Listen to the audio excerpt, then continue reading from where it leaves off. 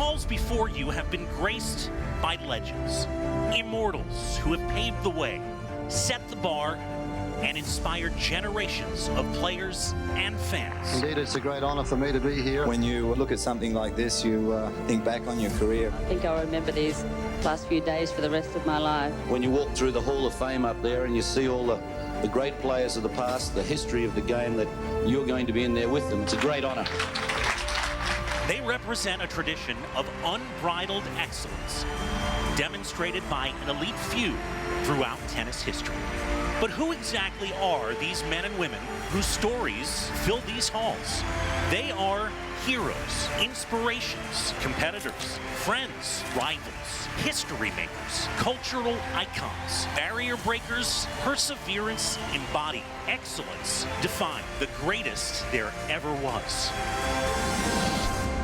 And ultimately, they are the Hall of Famers. This is the end. This is dream came true. Thank you, tennis. You gave me the world. Legends who will be forever celebrated for their dedication and impact on this sport, for their power to believe in themselves and to defy the odds, their commitment to inspire new generations to carry the sport of tennis. Fabulous shot from Hewitt. Terrific shot. Lleyton Hewitt with some firepower. And there it is. And a big roar for the young Australian. Lleyton Hewitt is the U.S. Open champion. Generations who have been impacted and shaped and defined by those in these halls. Generations who will continue their traditions started long ago, understanding that there is no honor greater than that of being inducted here into the International Tennis Hall of Fame.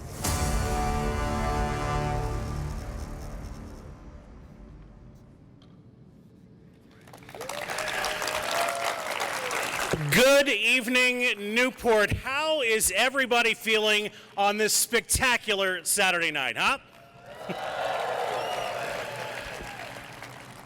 Welcome, everybody, to the International Tennis Hall of Fame Induction Ceremony here in beautiful Newport, Rhode Island. It is a pleasure to be with you here once again to celebrate the presentation of tennis's ultimate honor.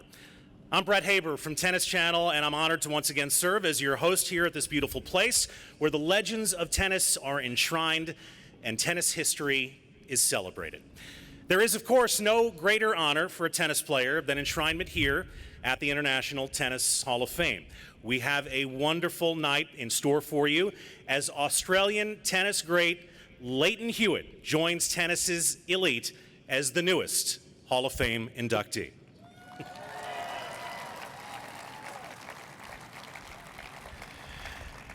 As you know, one of the great traditions here at the Hall of Fame is the annual gathering of past Hall of Fame inductees who travel from around the world to welcome their newest colleague, and this year is no different.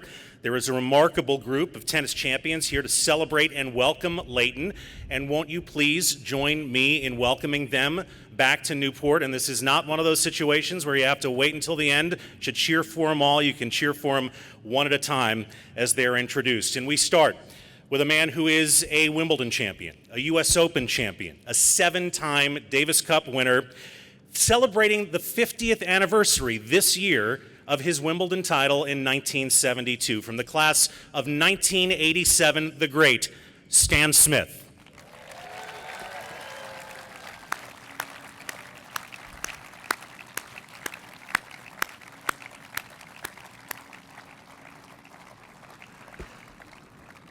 A former world number one and 2-time U.S. Open champion, the youngest ever inducted into the Hall of Fame from the class of 1992, the legend Tracy Austin.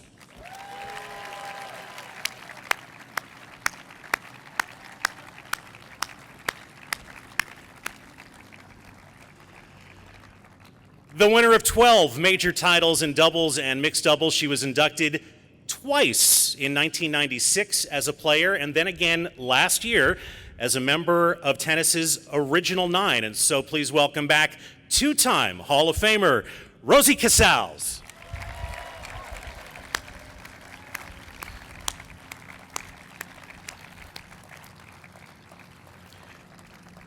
He is a true pioneer in this sport, one of the first sports agents on the planet, a champion Davis Cup player and captain from the class of 2009, Donald Dell.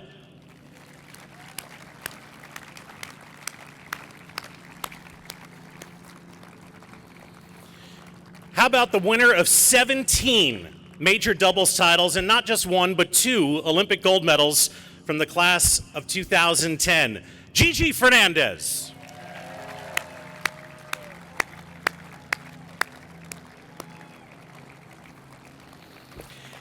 He is a tennis journalist, author, and globally renowned historian from the class of 2017, Steve Flink.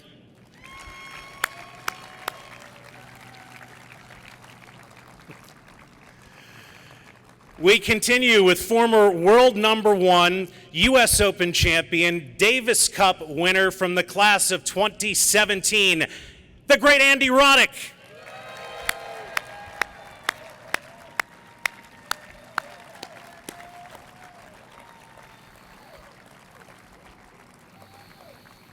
A 15-time major champion in doubles and mixed doubles, and a mentor and coach to our enshrinee tonight, all the way from Australia and the class of 1986, the legendary Tony Roach.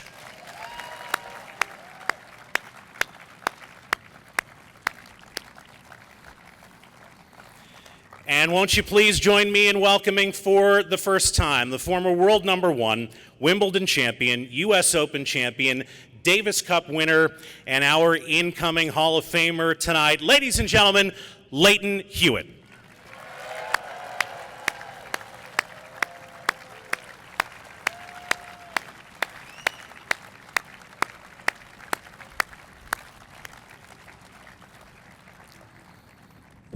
You clean up nice, Lleyton. We also welcome Lleyton's family and friends who have traveled from all parts of the world to be here for this very special evening. Won't you please join me in welcoming Lleyton's traveling party?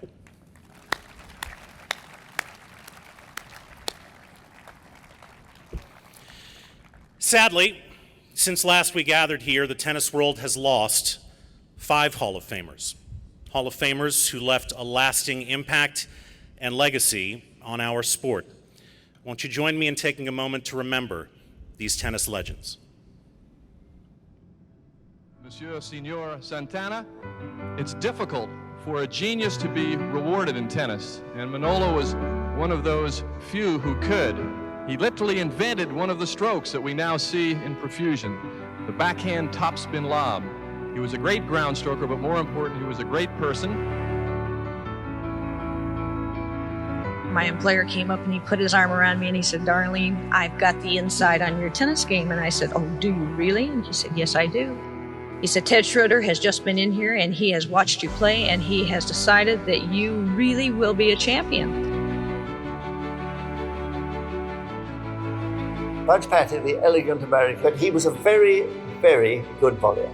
Best forehand volley you'll ever see. He could put it anywhere, from anywhere. He had a peculiar backhand.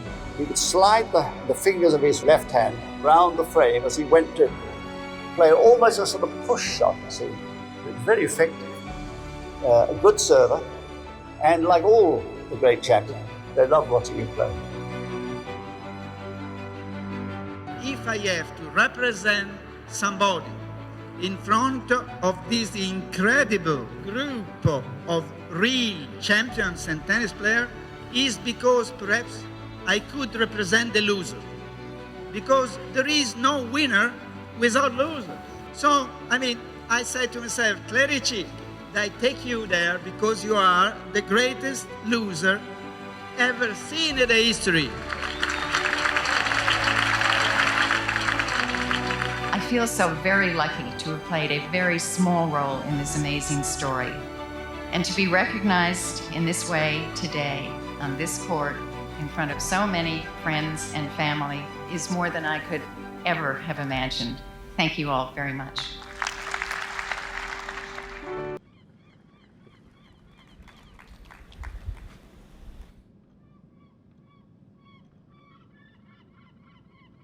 That I came out kicking and screaming and didn't want to go out and do it. But that's where it first started for me, just at a local tennis club.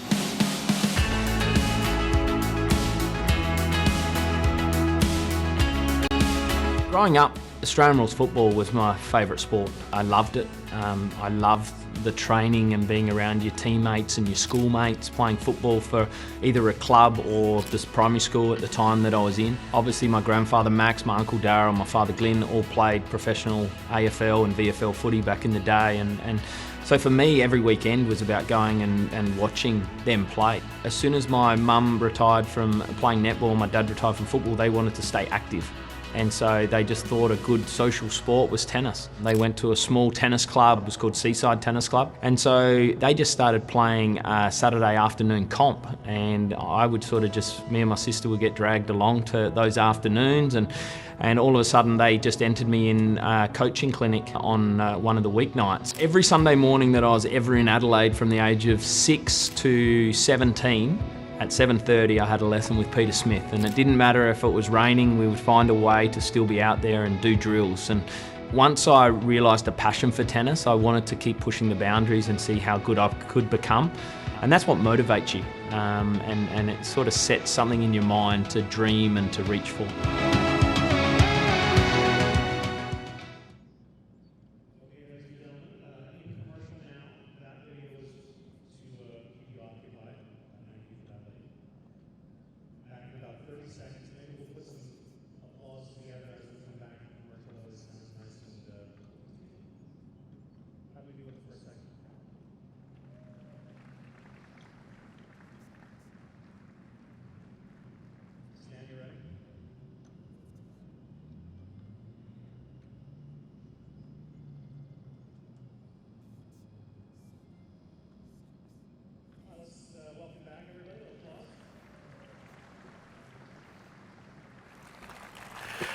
Welcome back to Newport, everybody.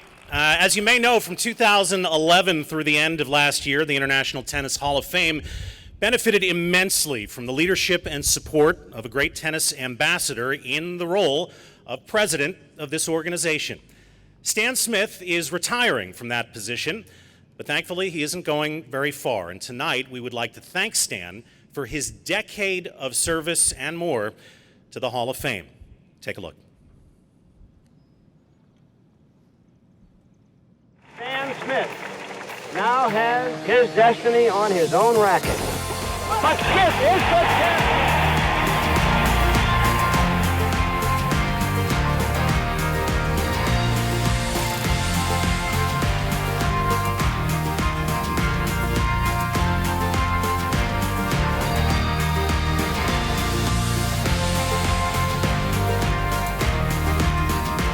I'd just like to say as I finish here that it really is special to be here. There are only a few special moments in our lives, and certainly this will go down as one of those. Thank you very much.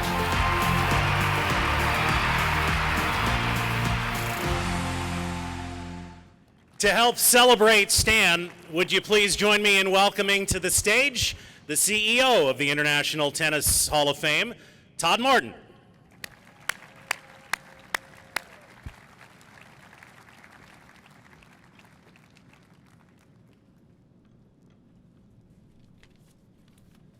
Thank you, Brett. Welcome, everyone. I've known Stan for 35 years. In those 35 years, he's demonstrated mentorship and he's given me friendship. Stan, in these last 8 years that I've been here, out of the 11 that you've served, our shared service to the Hall of Fame I count as one of the true blessings of my tennis life. You've been a role model for me and so many others in this sport. And as Brett said, you are an ambassador par excellence. As the Hall of Fame president, you served with 3 chairs, 2 CEOs, and you've participated in the induction of 45 Hall of Famers. Stan, you've served generously, inspired generations. It's my honor on behalf of the sport, your fellow Hall of Famers, and everyone here at the Hall of Fame, to thank you for your service to this great organization and your dedication to the sport.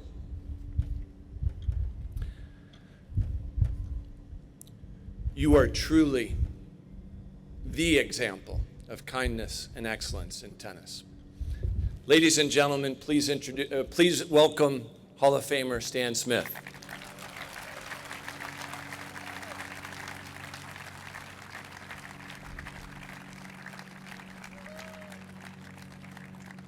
Stand to this side. Not yet, not yet. So Stan, we do have a special gift for you. You've been, well, you were inducted a long time ago. And you got good hands. Stan was inducted long before a relatively new tradition here at the Hall of Fame of presenting each Hall of Famer, each inductee, a medal. And we thought on this occasion, considering the 11 years of service as the president of this institution, that we would honor you with a one-of-a-kind Presidential Hall of Famer medal.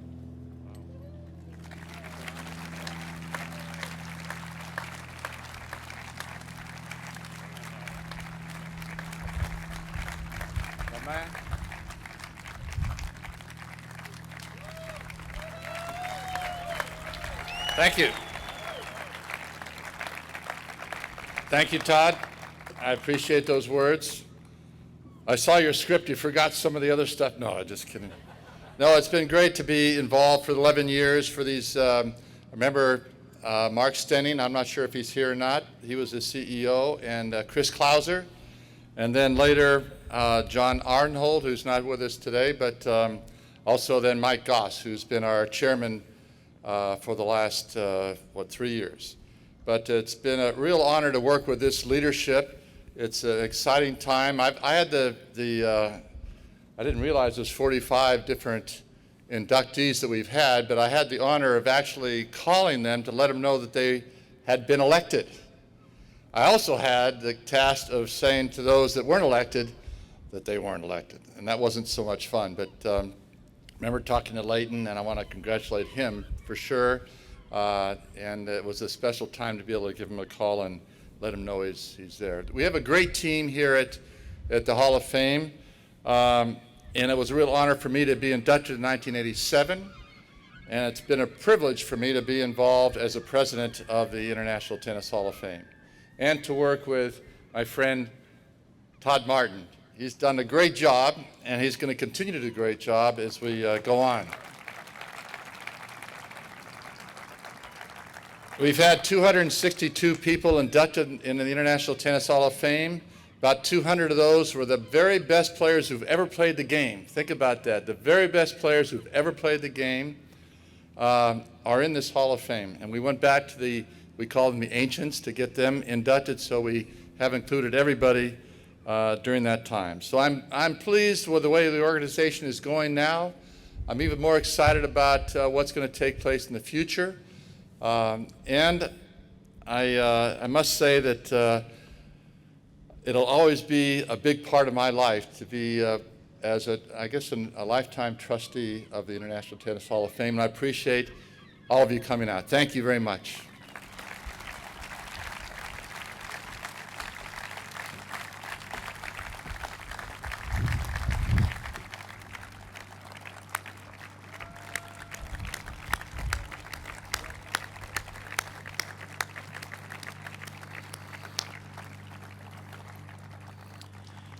Stan, thank you and congratulations. For the record, I believe Todd dropping his script marks the first unforced error he's committed since 2004.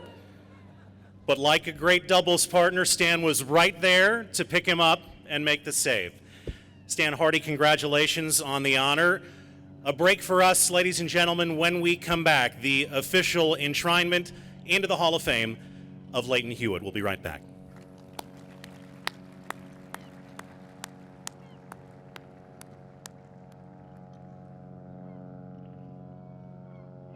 Lleyton was someone that I watched when I was growing up. I loved his attitude on the court, his fighting spirit. He had an incredible drive within him, regardless if he was playing ATP tournaments or majors or representing Davis Cup. He wanted to win every time he stepped onto the court. He deserves to be there with the Rosewells, the Hodes, the Newcombs.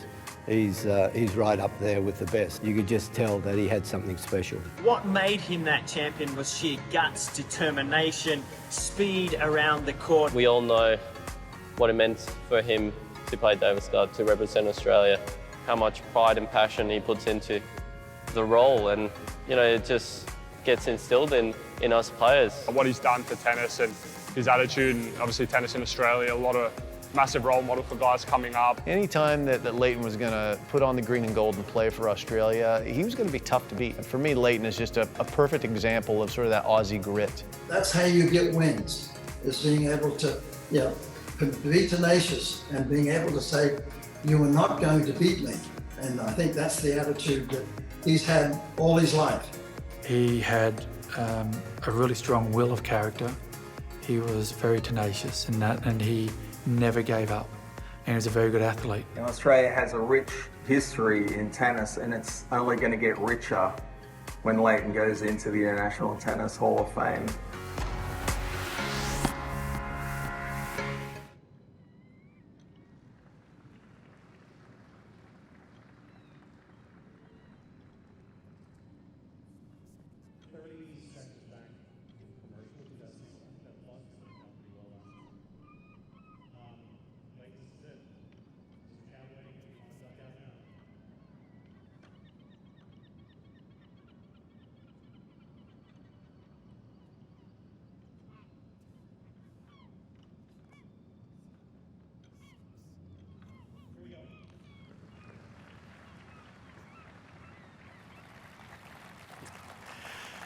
Welcome back to Newport once again, everybody, where Australian tennis legend Lleyton Hewitt is about to become a Hall of Famer.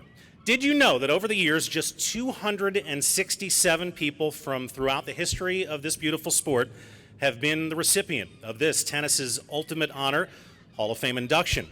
Hailing from a storied tennis nation, of course, Lleyton joins the ranks of tennis's elite as the 34th Australian to be inducted here. To officially present Lleyton to the International Tennis Hall of Fame, here are some special words from two fellow Aussie legends.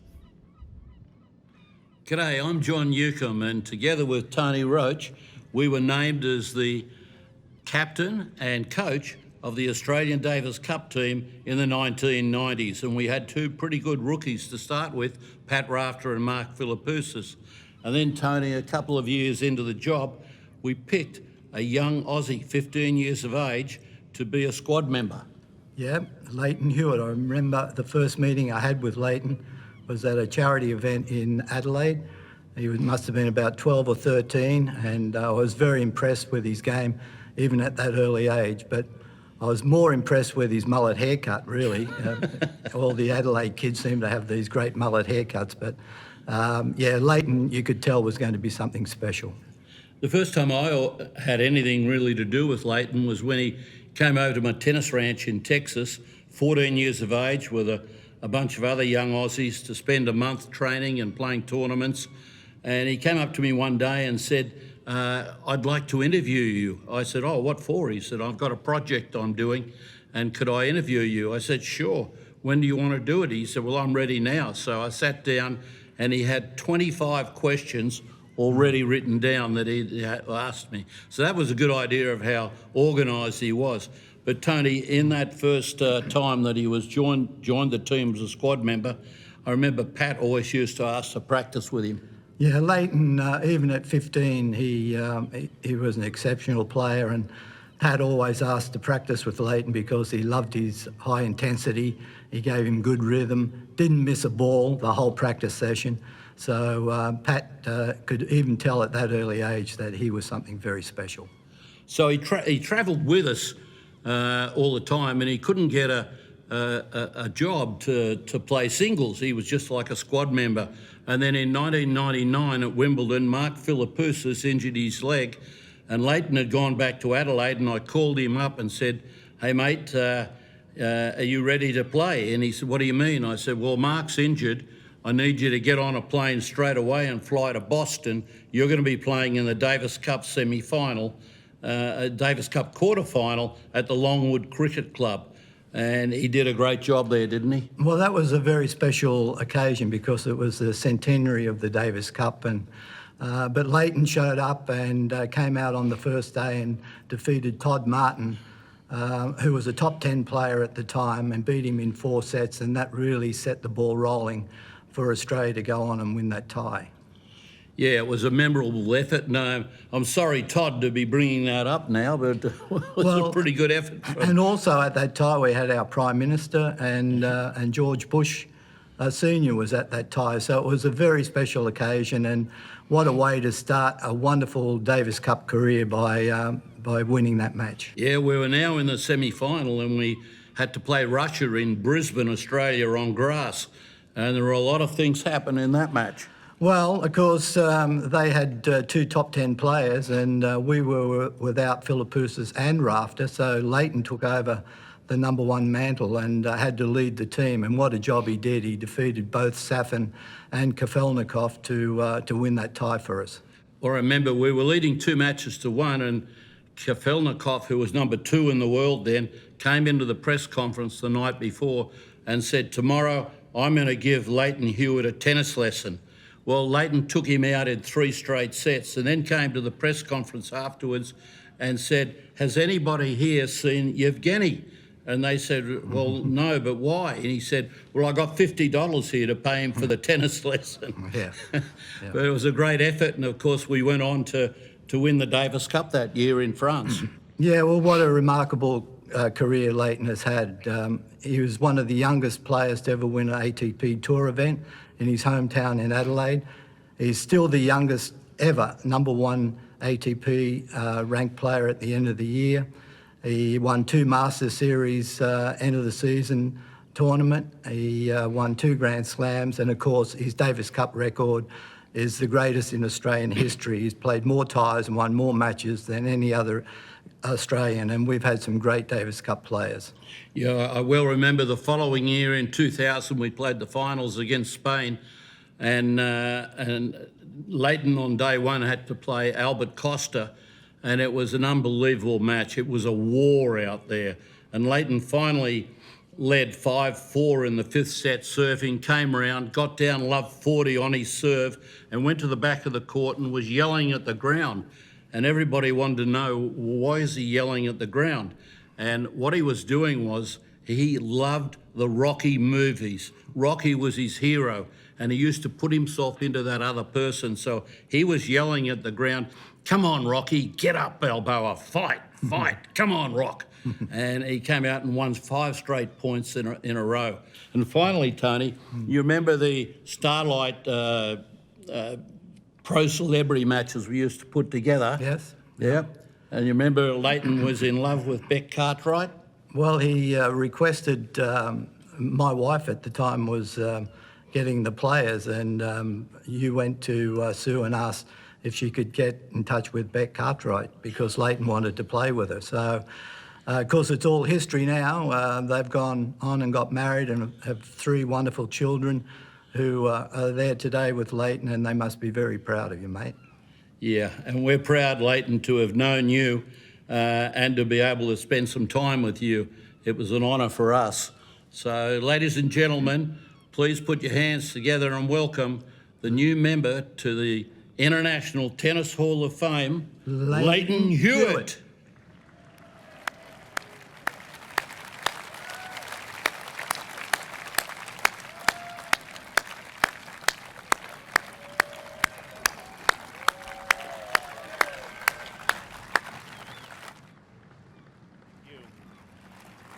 And ladies and gentlemen, to present Lleyton's Hall of Fame medal, as if it were not special enough to have him on that video from the class of 1986, his former coach and Davis Cup captain, Hall of Famer Tony Roach.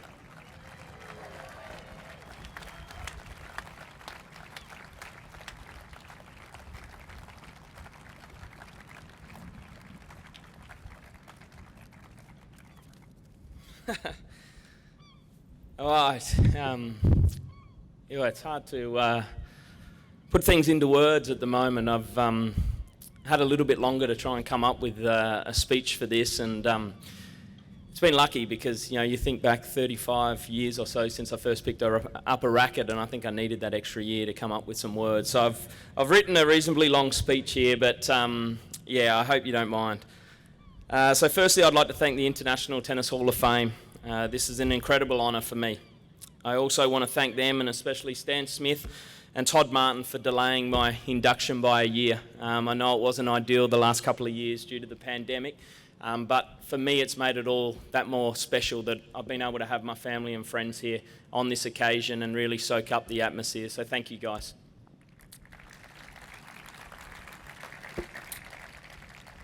I want to recognise Dennis Vandermeer and the original 9 ladies as well, who I'm in the class of 2021 with. So sorry I couldn't be here last year, but it was always a connection that we'll have for many years to come in the Hall of Fame. So thank you.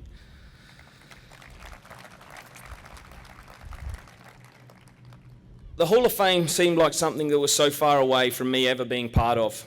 It was never something I ever thought about as a player, and it was always, I thought, for the people that were my idols growing up and the absolute legends of the sport. So when I got a call from Stan Smith to say I was nominated to potentially go into the Hall of Fame, it was a funny moment because, as Stan said, I was actually at an under-12s junior tennis tournament in the middle of nowhere in Pakenham near Melbourne, watching my son play a junior tournament. I had to ask Stan if he could hold on a minute so I could walk away from the court to have a chat so no one could hear what we were talking about. After that phone call, that's when it really started to sink in, that this is a pretty special thing.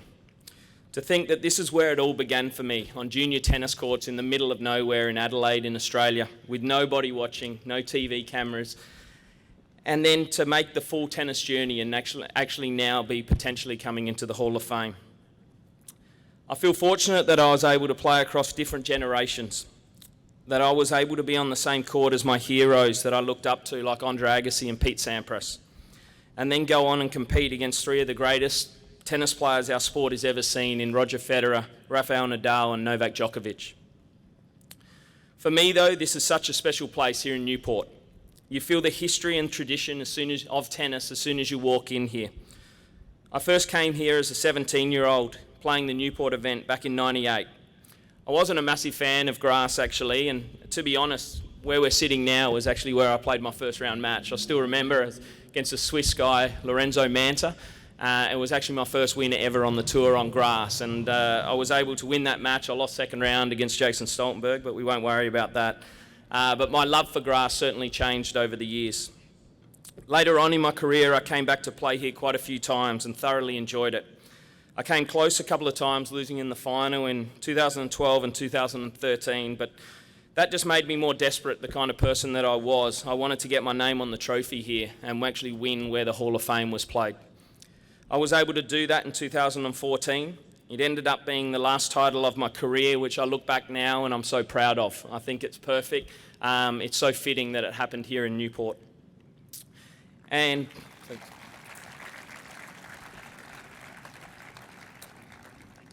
believe it or not, in my 20-odd year career, I actually never won the singles and doubles at the same tournament ever. And that particular week in 2014, I did it. So my last title ever on centre court over there, I'll cherish forever because I actually won the singles and then went out a couple of hours later and won the doubles with my Aussie mate Chris Guccione. So Newport will always hold a very special place in my heart, and this week just adds to it. I was a kid that loved sport. I was lucky growing up in Australia. We're sport for choice when it comes to all different kinds of sports. But as you saw in the video before, my number one sport was AFL football. Not rugby, not soccer, like every overseas person ever asked me, but it's a tough, true Australian team sport. My dad, my grandfather and my uncle all played it professionally, and that was my dream to one day follow in their footsteps. I only first started tennis because my parents joined a local club, mainly for them just to stay active. But they were keen for me to start lessons, but were after a good coach that taught good technique from an early age. My parents did some research and they came up with Peter Smith. He had coached many top South Australian players, including John Fitzgerald and Peter Carter. So firstly, I want to thank Peter Smith and his family back in Adelaide. I first started with Peter at the age of 6. He coached at a small tennis club called Denman. He only had one time slot available, which is 7:30 a.m. on a Sunday morning for 1 hour. And so we took it and we never looked back. I ended up doing that 7:30 session every Sunday morning that I was in Adelaide from the age of 6 till 16 when I went on the pro tour. We even quite often laugh now because I had my normal Sunday morning session before I played in the ATP Tour finals in Adelaide in '98 when I had to play Jason Stoltenberg about 4 hours later. That was actually the morning after I beat my idol, Andre Agassi, in the semi-finals. I would continually try to impress Peter, but nothing ever felt good enough back then. There were always things to improve, things to work on. But I look back now and I realise how important that mindset was. He kept me grounded and kept me striving to improve and keep getting better. Peter's oldest son, Brett, was like an older brother to me. My parents would organise for him to hit on the courts of my school in my lunch break. Brett would end up travelling with me on the tour for a number of years. So the whole Smith family has been a massive part of my tennis journey, and I wouldn't be here without their help and support, and especially from Peter and Brett. So I want to thank Smithies back in Adelaide.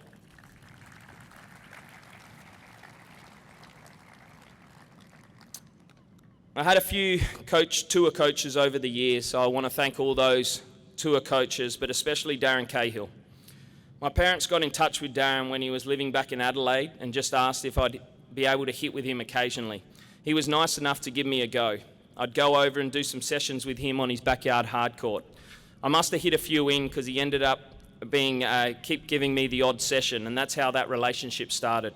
It wouldn't be until the end of '98 that I started travelling with Darren as my tour coach. We had plenty of things in common, but the biggest thing was our family's connection with AFL football, even though we absolutely hated each other's AFL teams. But it was really special that I could win my first Grand Slam in singles and doubles and get to world #1 with a coach from my hometown of Adelaide. But not only do I have Darren to thank for the start of my professional career and all the help on court, but also for my nickname, Rusty. My family would often travel to tournaments with us, and this is where Darren came up with the nickname. He thought my family was like the Griswolds in the Chevy Chase movie, National Lampoon's Vacation, and the son's name was Rusty. As you can imagine, all the older players started using it, and so it just stuck. So thanks heaps also for that killer. And just a quick thanks to a past Hall of Famer, Mats Wilander. I became well known for my come-ons on the court and my celebration sign, but I actually stole this from Mats when I was in juniors.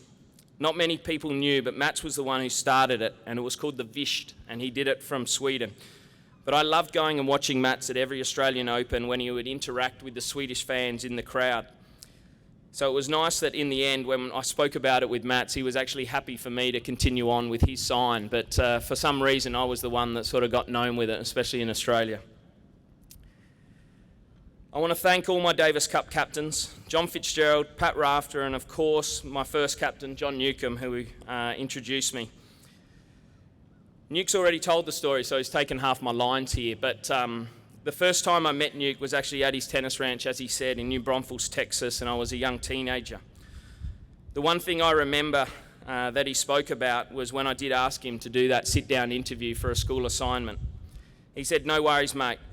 But the biggest thing he told me was about the famous Kipling poem, If, and especially about those famous 2 lines that are written above the walkway out on the centre court at Wimbledon. If you can meet with triumph and disaster and treat those 2 imposters just the same. The next day, Newt gave me a printout of that If poem and highlighted the 2 lines in the poem and said, "This is what you'll see soon when you get to play on Wimbledon centre court in a few years." I always kept that note from Nuke. It was such a special moment when I got to experience walking out on the centre court at Wimbledon for the first time in '99. It was in the 3rd round and I was playing the great Boris Becker. I didn't win that day, but I loved being out there and I loved the experience that came with the tradition of walking out on the centre court, and all I wanted to do was get another crack at it one day. So thanks, Nuke, for all your support over the years, mate. I love nothing more than going into battle with you, so thanks, mate.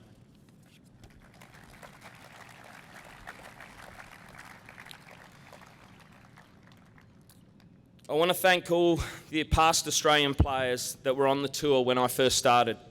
It wasn't easy for me being a 16-year-old and going straight on the ATP tour. I was so fortunate to have a whole heap of older Aussie guys that were on the singles and doubles circuit at that particular time, and they would take me under their wing. Sandon, Florrie, Bully, Teddy, Scotty, and plenty more. But the one other main guy was Pat Rafter. Pat was like an older brother to me and someone that I totally idolised and looked up to.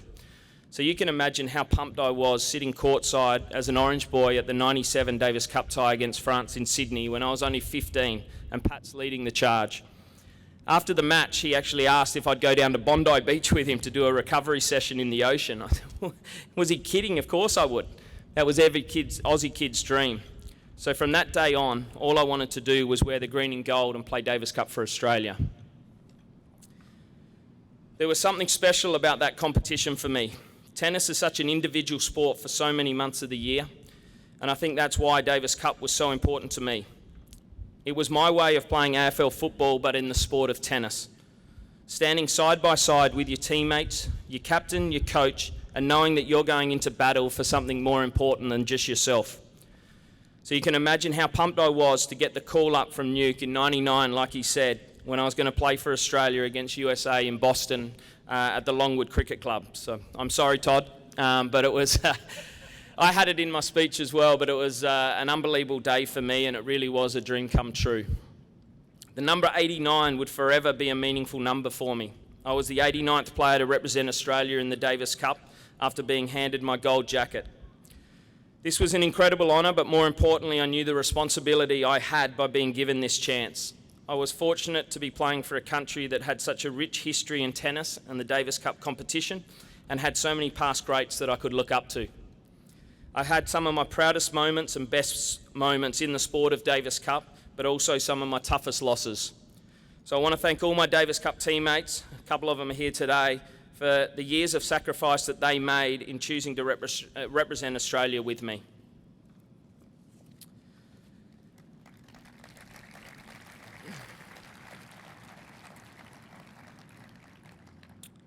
And I wouldn't be receiving this honour today if it wasn't for this bloke.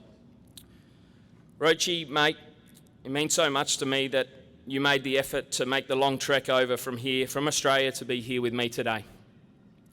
I've been so fortunate to have you as a coach, mentor, and more importantly, to be able to call you a mate. What you've done for Australian tennis is second to none. In my opinion, you are the greatest coach, but it's the culture that you've created through the Australian Davis Cup team that sets the tone for the future generations of Australian tennis. You've done it for decades now. We've been through a lot together, mate, on and off the court. We've helped each other out through some really tough times and celebrated the great moments. Some of my favourite times with you were on the practice court. I must have been bloody crazy, because I loved all the brutal sessions you put me through. First as a 15-year-old, doing non-stop 2-on-1 drills at Davis Cup ties, with absolutely no drink break during the session, or then as a 30-year-old veteran doing pre-season training at Kenthurst in Sydney in over 40-degree heat. One thing's for sure, you would always have me prepared as well as possible to go into battle. I'm forever grateful, mate, because I would never have been the player I was without your guidance. But just importantly, I want to keep helping to pass on your knowledge, work ethic and passion for Australian tennis to the future generations. Thanks, Rochi.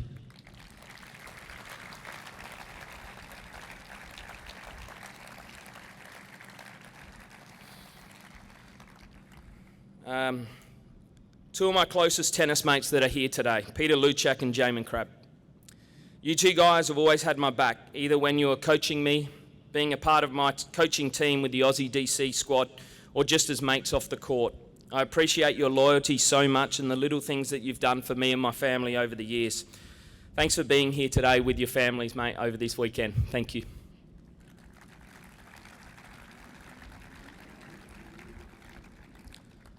And to a couple of other people that weren't able to make it today that are back in Australia, a big shout out to two people.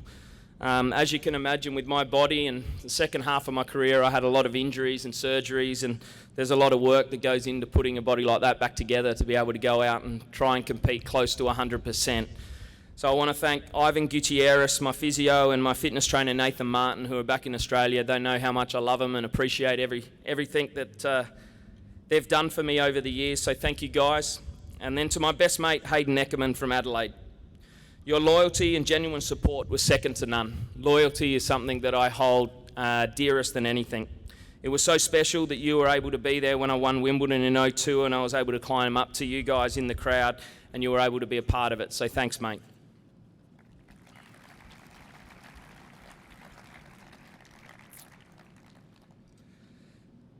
I want to thank Mum and Dad. I'm not sure where they are, somewhere. You guys gave me the best opportunity to chase my dream of being a professional tennis player. Like I said earlier, thanks for getting me into the sport of tennis. Who would have thought that all those early Sunday mornings would lead us to be here today? Thanks for making the effort to find the best coach in Peter Smith, and for also not caring too much about my schooling, even though Mum was a teacher. And Dad, thanks always for believing in me and putting your own career on hold to travel with me when I needed you most when I was 16 and had no coach to go on the tour with me. Also for taking Jaslyn, my sister, and I to the Australian Open every year as kids, which gave me the inspiration I needed to try and play at this level and be able to play in these big tournaments. What made all my big wins more special was the fact that you guys were there. You've played such a massive role in my tennis journey and always done what was best for me and my family, so thank you.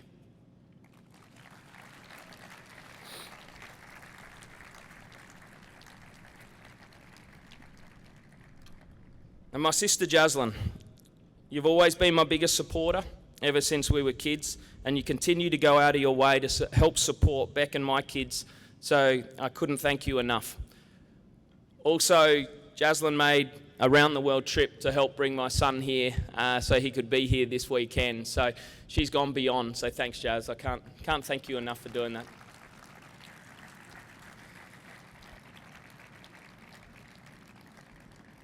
There's a few other friends that are here that have made a massive effort to come from Australia, Bahamas, and other parts of America to be here today. So I'd also like to thank Tom, Chuck, Pat, and Jenna for being here and celebrating this. Thanks, guys. And also Kath. We have a great relationship. You've helped out me and my family so many times. I don't know how many conversations you've had with Anne-Marie here at the Hall of Fame to make this weekend possible. So thank you very much for everything you've done.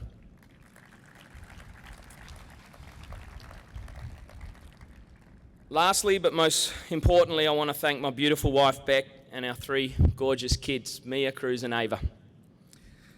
I know how hard it was at times to travel with three young kids, especially on the long flights back and forth from Australia, but you were incredible and always found a way to make it work. It was such a special time though, and I love travelling as a little family around the world and being on that adventure together. I'm so fortunate to have you, Beck. You are the most hands-on mum ever and the best wife, and have always supported me with everything. I'm so proud of the three kids and how they've grown up, and so much of that is due to you. To Mia, Cruz, and Ava, thanks for being here today, guys. I know it hasn't been easy to work out all the logistics to get us all here with all your activities around the world, but it means the absolute world to me. The most special thing about this weekend is being able to spend it with you guys, so thank you.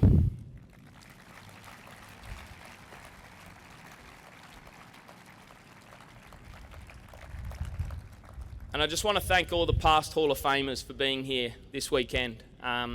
It wouldn't be the same if you guys weren't here, and I didn't have people to look up to that had done it before me as well. So it's been an unbelievable experience for me, the whole build-up the last couple of years, but especially this weekend. And I think it's so fitting for me to be inducted here in Newport at such a special place. So thank you, everyone. Thanks a lot.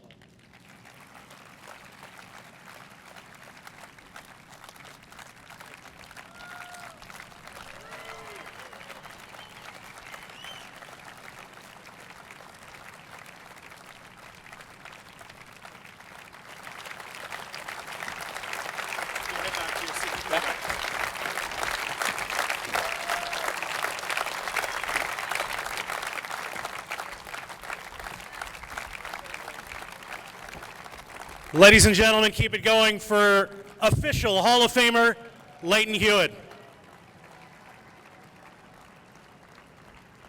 We'll be back to Newport in just a moment.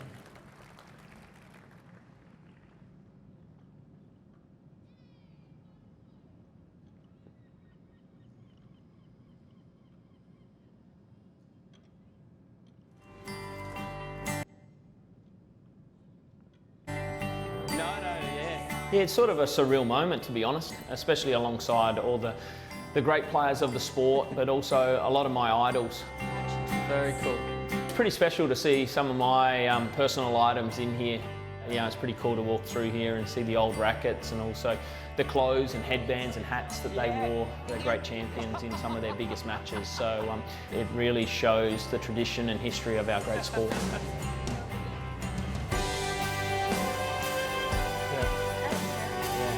It's not just me though that this represents, this honour. It's my friends and family who have put in so many hours and sacrifices over the years to help me get the most out of myself, and that's more important than anything else. So for me to be able to celebrate it with those people that mean the most to me, that's what makes it special. How you going? Good. Good to see you, mate. Congratulations. No, thank you. Well, it's an incredible honour to be inducted into the Hall of Fame of tennis. For me, it's been such a big part of my life and a massive journey. It's never something I ever dreamt of. For me, it was all about just trying to get the most out of myself, and every time I was out on the tennis court to give 100% and leave it all out there, and to think that some of my results have been good enough to be up here and have my name alongside the absolute greats of our sport over the years is, I get goosebumps thinking about it. So it's something I'm very proud of, and very happy to celebrate it this weekend.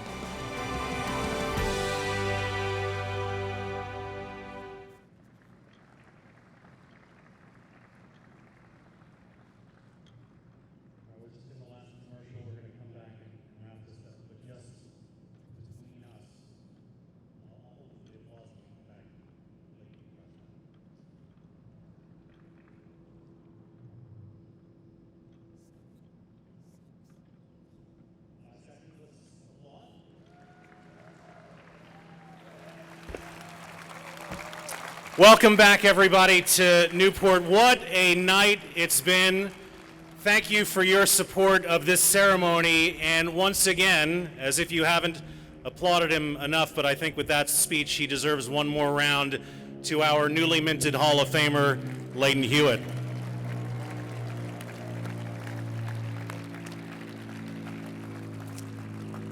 The celebration will continue on into the night here in Newport for Lleyton and his friends and family. Thank you all for being with us, and we look forward to having you back here at the Hall of Fame for the induction of the class of 2023. We hope you enjoy the ATP final tomorrow. Thanks so much for joining us. Good night from Newport.